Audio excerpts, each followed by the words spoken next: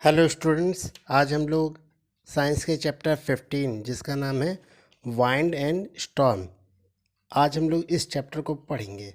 प्यारे बच्चों, इस चैप्टर का जो जिन जिन टॉपिक्स को हम पढ़ेंगे उन टॉपिक्स की मैंने आपको जो है लेसन प्लान में आपको जानकारी दी थी। तो चलिए स्टार्ट करते हैं आज का चैप्टर वाइंड एंड स्टॉर्म। प्यारे बच्चों, वाइंड एंड स्टॉर्म को पढ़ने से पहले हम लोगों को एयर के बारे में पता होना चाहिए कि एयर क्या होता है। तो प्यारे बच्चों, एयर क्या होता है? Air is a colourless, odourless and tasteless. हवा जो होती है वो रंगहीन होती है, गंधहीन होती है और स्वादहीन होती है। यानी हवा को जो आप में कोई भी रंग नहीं होता, हवा का कोई भी महक नहीं होती है और ना ही उसका कोई स्वाद होता है। वास्तव में एयर क्या होता है प्यारे बच्चों? वो बहुत सारी गैसेस का मिक्सचर होता है। आपने सुना भी होगा कि एयर में क्या है, ऑक्सीजन भी है, नाइट्रोजन भी है, कार्बन डाइऑक्साइड है ना, ये सब गैसेस होती हैं। तो इन सब गैसों का मिक्सचर होता है कौन? एयर। ठीक है। और एयर जो है वो हमारे ऑल अराउंड अस, चारों तरफ पाया जाता है। We can not see air, हम हवा को देख नहीं सकते, परंतु बट कैन फील इट, महसूस ज़रूर कर सकते हैं। और जब हवा मूव करती है तो इस मूविंग एयर को हम लोग वाइंड कहते हैं। तो इतनी सारी चीज़ें हमें एयर के बारे में पता चली कि एयर जो है वो उसका ना कोई रंग होता है, ना गंध होती है, ना कोई स्वाद होता है। वो वास्तव में गैसों का मिक्सचर होता है और हमारे चारों तरफ पाया जाता है। इसे देखा नहीं जा सकता परंतु महसूस किया जा सकता है। और जब हवा मूव करती है, एयर मूव करती है, तो उसे वाइंड नाम दिया जाता है। ठीक है। ये तो बात हो गई एयर के बारे में। प्यारे बच्चों, ये जो एयर होता है ना, ये प्रेशर भी एक्सर्ट करता है, प्रेशर भी डालता है। और जो ये प्रेशर डालता है इसी को एटमॉस्फेरिक प्रेशर कहा जाता है। ठीक है। तो आइए जानते हैं एटमॉस्फेरिक प्रेशर क्या होता है। प्यारे बच्चों, हमारी जो पृथ्वी है, अर्थ है, वो is surrounded by A thick blanket of air. वो हवा की एक मोटी कवर से ढकी हुई है। ये जो हवा की मोटी परत होती है जिससे हमारी पृथ्वी घिरी हुई है, इस मोटी लेयर को जो है वो एटमॉस्फेयर कहा जाता है। ठीक है। This air exert pressure as it has weight. अब जैसा कि ये एयर जहाँ कवर करती है, ठीक है, इसका वेट भी होता है। ठीक है। तो जब वेट होगा तो ये प्रेशर भी एक्सर्ट करेगी, दाब भी डालेगी। ठीक है। तो the pressure exerted by air is called the atmospheric pressure. तो इस तरह से हवा डाली गई जो प्रेशर होता है, एयर द्वारा, एटमॉस्फेयर द्वारा डाला गया जो प्रेशर होता है, उसे एटमॉस्फेरिक प्रेशर कहा जाता है। तो हमने एयर के बारे में जाना और एटमॉस्फेरिक प्रेशर के बारे में जानकारी ली। अब हम जानते हैं एयर की क्या क्या प्रॉपर्टीज़ होती हैं, क्या क्या गुण होते हैं। प्यारे बच्चों, जो एयर होता है वो प्रेशर को एक्सर्ट करता है। जैसे मैंने आपको बताया कि एयर जो है वो प्रेशर को एक्सर्ट करता है। ठीक है। और वो भी सभी डायरेक्शन में एक्सर्ट करता है, कोई एक डायरेक्शन नहीं होता है, सभी तरफ से वो एयर को, मतलब जो प्रेशर हो वो एक्सर्ट करता है। इसके अलावा और कौन कौन सी प्रॉपर्टीज़ होती हैं एयर की?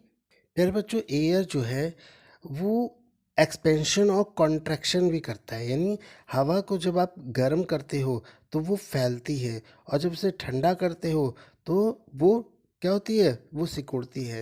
यानी गर्म करने पे एयर का वॉल्यूम इंक्रीज हो जाता है, वो ज़्यादा जहाँ घेरती है। और जब आप एयर को जब एक गर्म एयर ठंडी होती है तो उसका वॉल्यूम कम हो जाता है और वो क्या होता है, जहाँ कम घेरती है। तो इस तरह से हमने जाना एयर जो है वो प्रेशर एक्सर्ट करती है और साथ साथ में एक्सपेंशन और जो है कंट्रैक्शन भी करती है। इसके अलावा जो एयर होती है वो और क्या होती है फिर बच्चों? इसके अलावा एयर जो है वो वार्म और कूल भी होती है। इसकी एक प्रॉपर्टी होती है कि हवा गर्म भी होती है और हवा ठंडी भी होती है। ठीक है। तो आप एटमॉस्फेयर देखोगे, वातावरण देखोगे, तो उसमें दो तरह की आपको एयर दिखेगी, गर्म एक ठंडी।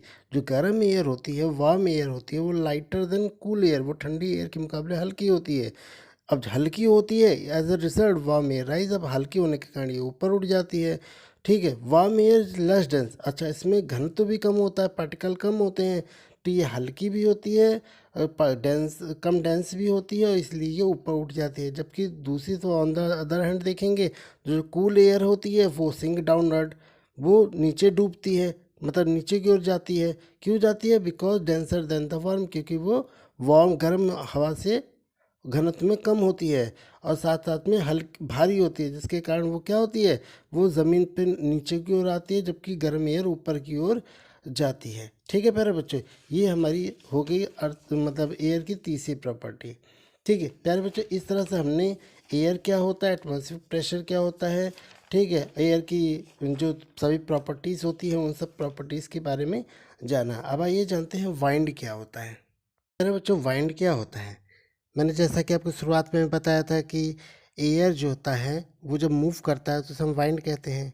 तो वही यहाँ पर डिफाइन किया गया है कि the horizontal movement of air in the atmosphere, यानी जब हवा जो है वो एटमॉस्फेयर में हॉरिजॉन्टल मूवमेंट करती है तो उसी को हम वाइंड के रूप में डिफाइन करते हैं। ठीक है, अब ये जो वाइंड होता है वो किस कारण से बनता है, वो हवा क्यों मूव करती है जिससे वो वाइंड बनती है, तो उसका कारण होता है cause due to the difference in the atmospheric pressure. तो हवा की जो वातावरणीय दाब होता है एटमॉस्फेरिक प्रेशर में अंतर होने के कारण ही क्या होता है, हवा मूव करती है। ठीक है, अच्छा, अच्छा हमेशा याद रखिएगा जो एयर होती है वो हमेशा हाई प्रेशर से लो प्रेशर एरिया की तरफ चलती है। ठीक है, हमेशा फ्लो करती है। ठीक है, और जितना ज़्यादा ये डिफरेंस होगा प्रेशर का उतनी ज़्यादा हवा की स्पीड होगी। ठीक है, अच्छा, अब ये जो एयर का प्रेशर होता है, हवा का जो दबाव होता है और जो वाइंड होता है उनमें बहुत ही क्लोज कनेक्शन होता है। क्या कनेक्शन होता है कि जब एयर किसी जहाँ की मान लीजिए एयर है वो वार्म होती है मतलब गर्म हो जाती है तो वो ऑटोमेटिकली ऊपर चली जाती है क्योंकि वो लेस डेंस हो जाती है। ठीक है, अब लेस डेंस हो जाती है तो वहाँ का प्रेशर हो जाता है कम हो जाता है। ठीक है, और वो एरिया क्या बन जाता है, लो प्रेशर एरिया बन जाता है। जबकि जो कूल एयर होती है किसी सराउंडिंग एरिया का, वो क्या होता है, अब वो ठंडी जहाँ पर भी ये लो प्रेशर एरिया वहाँ की ओर बढ़ जाती है। ठीक है, अब जो कूलर एयर होता है ठंडी हवा होती है वो टेंसर ज़्यादा होती है और ज़्यादा प्रेशर डिक्रीज मतलब इंक्रीज करती है। ठीक है, जिसके कारण क्या होता है, कूल एयर ब्लो जो ठंडी हवा होती है वो लो प्रेशर एरिया की तरफ मतलब हाई प्रेशर से लो प्रेशर एरिया की तरफ चलती है। यही जो हाई प्रेशर से लो प्रेशर एरिया को चलना होता है इसी को वाइंड कहा जाता है। तो मैं उम्मीद करता हूँ कि आप वाइंड को अच्छे से समझ गए होंगे। अब आइए जानते हैं कि वाइंड का कारण क्या होता है, मतलब ये जो एयर मूव करती है वाइंड बनता है, इसका कारण क्या होता है। यार बच्चों, एयर के फ्लो के जो यानी वाइंड के बनने के मेनली जो है दो कारण होते हैं।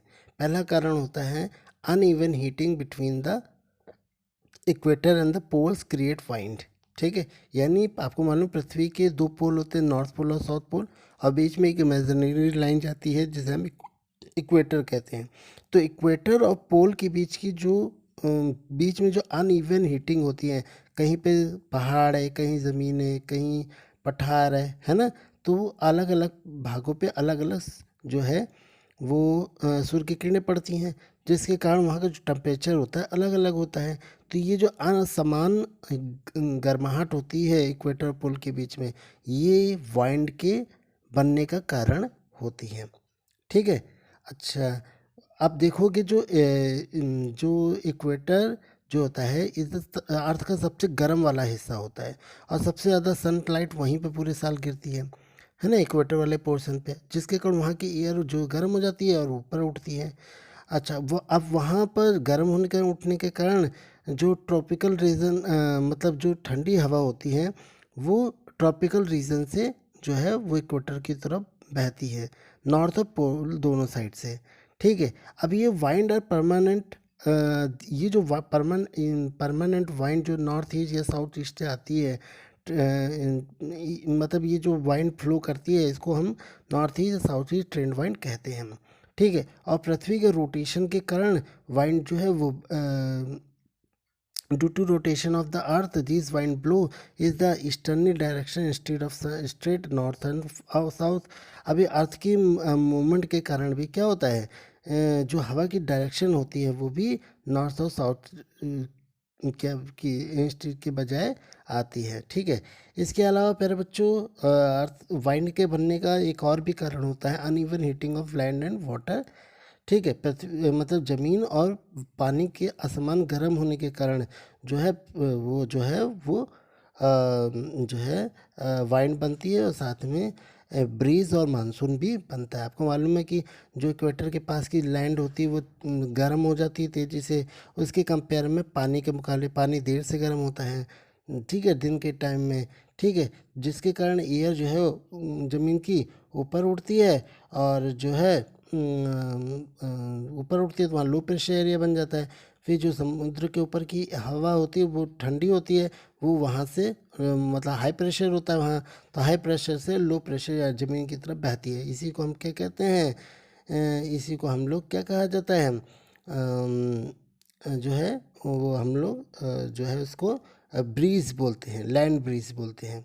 क्या बोलते हैं, सॉरी सी ब्रीज बोलते हैं, क्योंकि समुद्र से हवा लैंड की तरफ जाती है इसलिए उसे सी ब्रीज कहा जाता है। और रात में आप देखोगे लैंड बहुत तेज़ी से ठंडी होती है और जो है समुद्र का पानी गर्म होता जाता है, जिसके वहाँ की एयर जो है गर्म होती है, वहाँ लो प्रेशर एरिया क्रिएट हो जाता है और लैंड पे हाई प्रेशर होता है एयर का, ठंडी एयर होती है, तो वहाँ से जो ठंडी एयर समुद्र की ओर चलती है उसे हम लोग लैंड ब्रीज कहते हैं, ठीक है।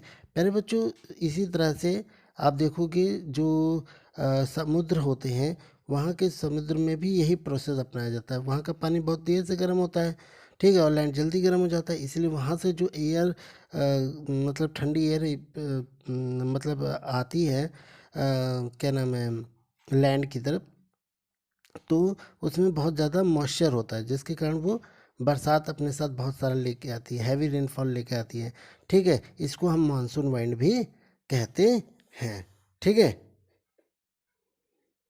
प्यारे बच्चों, आइए अब हम वाइंड के कैरेक्टरिस्टिक के बारे में भी जान लेते हैं। प्यारे बच्चों, हवा के बहुत सारे गुण भी होते हैं। जैसे हवा जो होती है उसका डायरेक्शन होता है, हवा जो होती है उसकी स्पीड होती है। हवा जो हाई स्पीड हमेशा क्या करता है, जब हवा तेज़ चलती है तो हमेशा लो एयर प्रेशर जो है वो क्रिएट करती है, ठीक है ना। तो ये तीन जो है उसकी कैरेक्टरिस्टिक होते हैं, गुण होते हैं, ठीक है। अब ये जो वाइंड की डायरेक्शन होती है उसे एक इंस्ट्रूमेंट होता है वेदर वेन, जिसको हम लोग वेदर कॉक या फिर वाइंड वेन भी के नाम से भी जानते हैं, उसका इस्तेमाल हम डायरेक्शन नापने के लिए करते हैं, ठीक है। ये जो वाइंड वेन होता है वो जो एक कॉमन शेप होता है, उसमें एक कॉमन शेप होता है एरो जैसा, ठीक है। ये जो एरो का शेप होता है वो फ्रंट में नुकीला होता है और टेल जो होती है उसकी एरो टाइप की होती है, ठीक है। ये जो क्या नाम है आपका जो एरो शेप है इसे एक जो है वर्टिकल कॉलम पर जो फ्रीली मूव करता है उस पर लगा दिया जाता है, ठीक है। और ये जो एरो होता है वो एक डायरेक्शन की पॉइंट होते हैं उसके टिप के ऊपर लगाया जाता है और वो डायरेक्शन में चारों डायरेक्शन फिक्स रहते हैं, ठीक है। अब जब एयर ब्लो करती है तो ये जो एरो है उस दिशा में मूव कर जाता है और डायरेक्शन हमें बता देता है, ठीक है। इसी तरह अगर आपको वाइंड की स्पीड नापनी हो उसके लिए भी एक इंस्ट्रूमेंट इस्तेमाल किया जाता है जिसे एनीमोमीटर या फिर वाइंड गेज के नाम से भी जाना जाता है, ठीक है। ये जो एनीमोमीटर इंस्ट्रूमेंट होता है इसमें छोटे छोटे खाली जो है वो मेटेलिक कप्स होते हैं जो एक सिमेट्रिकल रूप में एक आर्म में फिक्स रहते हैं, ठीक है। जब ये और ये अपना आराम से अपना मूव करते हैं, ठीक है। और ये जो कप्स होते हैं इनको एक वर्टिकल पोप पे लगाया जाता है, ठीक है। जब हवा की स्पीड जितनी तेज़ होती है उतनी तेज़ी से कप रोटेट करते हैं, ठीक है। जब ये रोटेट करते हैं तो इसके नीचे एक लगा रहता है क्या, बेस रिकॉर्डर, ये इनके रिवोल्यूशन को काउंट करता है और फिर वो टाइम पीरियड देता है, ठीक है, जिससे हमें वाइंड की स्पीड इंडिकेट होती है। इसके अलावा तीसरी जो हमारे वाइंड की स्पीड होती है, सॉरी उसकी प्रॉपर कैरेक्टरिस्टिक होता है वो होता है हाई स्पीड वाइंड जो है हमेशा जो है वो लो प्रेशर एरिया क्रिएट करता है, ठीक है। तो हमेशा आप देखोगे ये लो प्रेशर एरिया क्रिएट करता है। अब आइए जानते हैं कि लो एयर प्रेशर जो हवा का होता है उसका इफ़ेक्ट क्या पड़ता है। प्यारे बच्चों, अब हम जानेंगे कि वाइंड की जो लो एयर प्रेशर होता है उसका प्रभाव क्या होता है। प्यारे बच्चों, जब आप देखोगे तेज़ हवा बहते हुए तो आप देखोगे कि आपने देखा भी होगा कि किसी गोडाउन या किसी झोपड़ी की छत उड़ जाती है ना, उड़ के बहुत दूर चली जाती है। तो ऐसा क्यों होता है? क्योंकि हाई प्रेशर एरिया, जैसे आप जो छत होता है, जो झोपड़ी की या गोडाउन की टिन की वाली छत, ठीक है, जो उसके नीचे जो होता है वो हाई प्रेशर एरिया क्रिएट हो जाता है, ठीक है, जिसके कारण रूफ पर बहुत बहुत ज़्यादा फोर्स एक्सर्ट होता है, जिसके कारण जो रूफ होता है वो ऊपर की ओर उड़ जाता है और हवा में उड़ करके स्टॉर्म के दौरान जो है वो दूर चला जाता है। आपने ये चीज़ें जो है वो समुद्री इलाकों या दूसरी जगहों पे ये घटनाएं देखी होती हैं।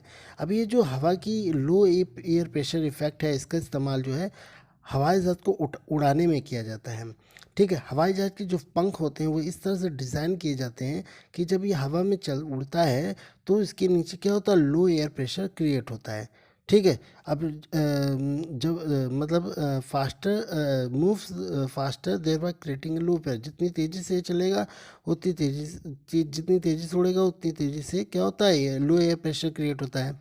अब जो मतलब एयर प्रेशर जो हवा के नीचे मतलब पंख के नीचे जो एयर प्रेशर होता है वो ज़्यादा होता है और ऊपर कम होता है, जिसके कारण जो होता है वो जो नीचे वाला हाई प्रेशर एरिया होता है एयर का, वो हवाई जहाज को के पंख को ऊपर उठने में मदद करता है, जिससे ये तेज़ी से ऊपर की ओर उड़ने लगता है, ठीक है।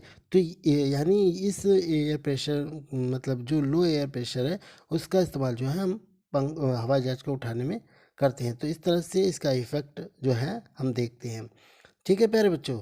अब हम लोग प्यारे बच्चों कुछ नेचुरल डिजास्टर्स के बारे में जानेंगे, प्राकृतिक आपदाओं के बारे में जानेंगे। प्यारे बच्चों अब हम लोग कुछ नेचुरल डिजास्टर्स के बारे में जानेंगे। प्यारे बच्चों जैसा कि आपको मालूम है कि रेन हमारे लिए कितना इम्पोर्टेंट है। रेन होता है तभी पेड़ जो हमारे क्रॉप्स होते हैं ग्रो अप करते हैं। पेड़ पौधों के लिए, है ना, हर चीज़ के लिए रेन इम्पोर्टेंट होते हैं, इसलिए हवा भी बहुत हमारे लिए इम्पोर्टेंट होती है। लेकिन कभी कभी क्या होता है, ये हवा और बहुत तेज़ हवा मतलब जो बरसात होती है और जो हाई स्पीड वाइंड होती है कभी कभी हमारे लिए बहुत प्रॉब्लम क्रिएट करती है और कभी कभी तो बहुत ही डिजास्टर हो जाता है, तबाही मचा देता है ना। तो ऐसी सिचुएशन जहाँ पर जो नेचर द्वारा क्रिएट होती है, ठीक है, और जो लोगों के सर्वाइवल के लिए संकट पैदा कर देती है, जानवरों के लिए संकट पैदा कर देती है, ऐसी सभी आपदाओं को क्या कहा जाता है, नेचुरल डिजास्टर कहा जाता है। ऐसे ही नेचुरल डिजास्टर में हम लोग 3 नेचुरल डिजास्टर्स के बारे में पढ़ेंगे, थंडरस्टॉर्म, साइक्लोन और टॉर्नेडो के बारे में। सबसे पहले जानते हैं थंडरस्टॉर्म के बारे में। क्या होता है थंडरस्टॉर्म प्यारे बच्चों? प्यारे बच्चों जब तूफान जो होता है, स्टॉर्म्स होता है, वो अपने साथ भारी बरसात लाए, चमक बिजली की चमक लाए, ठंडर आवाज़ पैदा करे, है ना, और कभी कभी बर्फबारी भी करे, ठीक है। तो तब हम उससे क्या कहते हैं, थंडर स्टॉर्म कहते हैं। और जो थंडर स्टॉर्म है वो इंडिया में बहुत ही कॉमनली पाया जाता है, ठीक है, बहुत ही कॉमनली पाया जाता है। और थंडर स्टॉर्म को क्रिएट करने के लिए यानी उसकी फॉर्मेशन करने के लिए सूर्य की गर्मी चाहिए, मॉइस्चर चाहिए, सी ब्रीज चाहिए, ये सभी चीज़ें जो होती हैं ये थंडर स्टॉर्म को बनाने में भूमिका अदा करती हैं, ठीक है। अब ये कैसे बनता है थंडर स्टॉर्म, इसको भी जान लेते हैं। During condensation water vapour lose heat by making the air around the cloud warm, ठीक है। जब आपको मालूम है कि जो सूर्य की हीट से जो वाटर गर्म होता है, वो वेपर्स के ऊपर आता है। जब ये ऊपर आते हैं तो ये क्या करने लगते हैं, अपनी हीट को लूज़ करने लगते हैं, गर्माहट को छोड़ने लगते हैं। जब ये गर्माहट को छोड़ते हैं तो वहाँ के आसपास की जो एयर होती है वो गर्म हो जाती है, ठीक है। और ऊपर बादल होते हैं तो बादलों के आसपास के एयर गर्म हो जाते हैं और जिसके कारण जो क्लाउड होते हैं वो भी गर्म हो जाते हैं, ठीक है, गर्म हो जाते हैं। अभी ये जो गर्म एयर होते हैं वो एक कॉलम बना लेते हैं, एक कुप्पी जैसा बना लेते हैं, जो क्या करता है, बादलों के साथ बना लेते हैं, ठीक है, जो क्या करता है, राइज फर्दर उनको ऊपर उठाने लगता है और जिसके कारण प्रेशर जो होता है वो डिक्रीज हो जाता है, प्रेशर कम हो जाता है, ठीक है। Finally the rain drop from the cloud, जिसके कारण क्या होता है, जो पानी की बूंदें होती हैं क्लाउड में वो नीचे गिरने लगती हैं। द एयर अबो कूल्स, अब हवा जो होती है वो ठंडी हो जाती है एंड फ्लो डाउनवर्ड, और नीचे की ओर आने लगती है। The hot air continue to move up, अब गर्म एयर ऊपर की ओर ले जाती है और कूल एयर उसे नीचे की ओर ले जाती है। तो ये जो जिसके कारण एक क्या बन जाता है, स्टॉर्मी वाइंड बन जाता है, जिसमें भारी बरसात भी होती है ना, वो लाइटनिंग भी होती है, थंडरिंग भी होती है। ये सब चीज़ें जो है वो थंडर स्टॉर्म में क्रिएट हो जाती हैं। अब इस थंडर स्टॉर्म का प्रभाव क्या पड़ता है बच्चों, वो भी जान लेते हैं। मेरे बच्चों, जो थंडर स्टॉर्म होता है वो बहुत जीवन का और संपत्तियों का तो नुकसान करता ही करता है, उसका और भी बहुत सारे इफ़ेक्ट पड़ते हैं, उनको भी जानते हैं। सबसे पहला इफ़ेक्ट है कि जो हमारे शैड्स होते हैं, होर्डिंग्स होते हैं, छत होते हैं, झोपड़ियाँ होती हैं, वो भी इन थंडर स्टॉर्म में क्या हो जाती हैं, वो बह जा मतलब उड़ जाती हैं, ख़राब हो जाती, टूट फूट जाती हैं, है ना। और भी क्या इसके इफ़ेक्ट पड़ते हैं वो भी जानते हैं। मेरे बच्चों, थंडर स्टॉर्म का इफ़ेक्ट ये पड़ता है कि इसमें कई लोगों की जानें और बहुत लोग चोटिल हो जाते हैं, है ना। जो हमारी बिजली के पोल्स होते हैं, ट्रीज़ होते हैं, वो सब जड़ से उखड़ जाते हैं, टेलीफोन और इलेक्ट्रिक लाइंस ख़राब हो जाती हैं, बर्बाद हो जाती हैं। तो इतना सारा बुरा प्रभाव पड़ता है। अच्छा, थंडर स्टॉर्म आ जाए तो हमें कौन कौन से सुरक्षा के नियमों का पालन करना चाहिए। देखिए, सबसे पहले तो हमेशा याद रखिए कि जब भी थंडर स्टॉर्म आए तो किसी पेड़ों के कलेक्शन के नीचे, झाड़ के नीचे या फिर कार या बस के अंदर जाके बैठ जाना चाहिए। दूसरा, याद रखिए कि ज़मीन पे कभी नहीं लेटना चाहिए थंडर स्टॉर्म के ड्यूरिंग टाइम के दौरान, ठीक है।